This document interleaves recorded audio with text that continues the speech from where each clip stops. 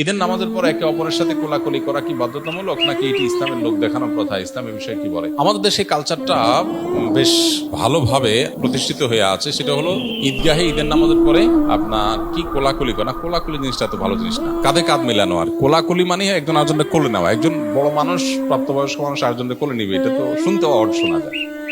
কোলাকুলি মানে কি? আমি আপনার কোলে উঠলাম, আপনারা আমার কোলে উঠে না, শুনতে তো ভালো শোনা যায় না। যাই হোক, শব্দটা যদিও কোলাকুলি বলা হয়, এখানে উদ্দেশ্য মুআনাকা। হাদিস আমাদেরকে করতে বলেছে কি? মুআনাকা। মুআনাকা মানে কি? কাঁধে কাঁধ মিলানো। মানে আপনার কাঁধে আমি কাঁধ রাখলাম, আপনার প্রতি সৌহার্দ্য প্রকাশ করলাম। শরীয়ত বলছে কাঁধ মিলাইতে, আমরা মিলাই বুক। শরীয়ত বলছে কাঁধে কাঁধ মিলাইতে, আমরা বলি কোলাকুলি।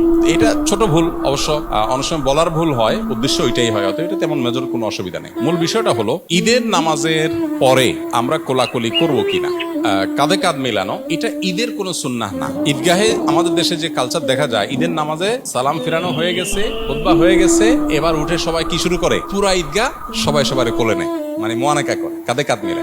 আচ্ছা, তো এইটা ঈদের সুন্নাহ না, তবে সাক্ষাতের সুন্নাহ। সাক্ষাতের সুন্নাহ এটা ঠিক যে আমাদের দেশে গ্রামে হোক শহরে হোক ঈদগাহে অনেক মানুষের সাথে অনেকদিন পরে দেখা হয়। বিশেষ করে গ্রামে যারা ঈদ করেন তারা তো জানেন যে ঢাকা থেকে, চিটাগাং থেকে, বিভিন্ন জায়গা থেকে, দেশ থেকে, বিদেশ থেকে মানুষজন ঈদগাহে, কয়েক গ্রামের মানুষ, কয়েক মহল্লা মানুষ একসাথ হয়। এই যে একসাথ হয়, তখন কি হয়? আরে ভাই আসছো, তখন সে মুআনাকা করে, কাঁধে কাঁধ মিলায়, এটা ঠিক আছে। কিন্তু আপনি বাসা থেকে একসাথে গেছেন, গা ঘেঁষতে ঘেঁষতে গেছেন ঈদগাহে, একসাথে বসে ঈদের নামাজও পড়ছেন, ততক্ষণ আপনার সাক্ষাৎ করার দরকার হলো না। ঈদের নামাজ শেষ হলে উঠে আপনি এবার মুআনাকা শুরু করে দিলেন। এটা মূলত ঈদের সুন্নত না। তারপরেও আমাদের ঈদের কালচারে পরিণত হয়েছে, এটা কালচারে পরিণত হয়েছে। এটা যদি মুআনাকা সুন্নাহ মনে না করে জাস্ট ঈদের শুভেচ্ছা বিনিময়ের অংশ হিসাবে, সামাজিক কৃষ্টি হিসাবে, আপনার কেউ কারোর সাথে হাসি মুখে সাক্ষাতের অংশ হিসাবে, জাস্ট ঈদের কালচার হিসাবে কেউ করতে চায়, তো সেটা সুন্নাহ মনে না করলে, মুআনাকা মনে না করলে, এমনি একজন আরেকজনের সাথে হাত মিলানো, তারপরে আপনার বিভিন্ন ভাবে সৌহার্দ্য প্রকাশ করা, সৌহার্দ্য প্রকাশ, সম্প্রীতি প্রকাশ হিসাবে যদি হয়, সেটা একটা লেভেল পর্যন্ত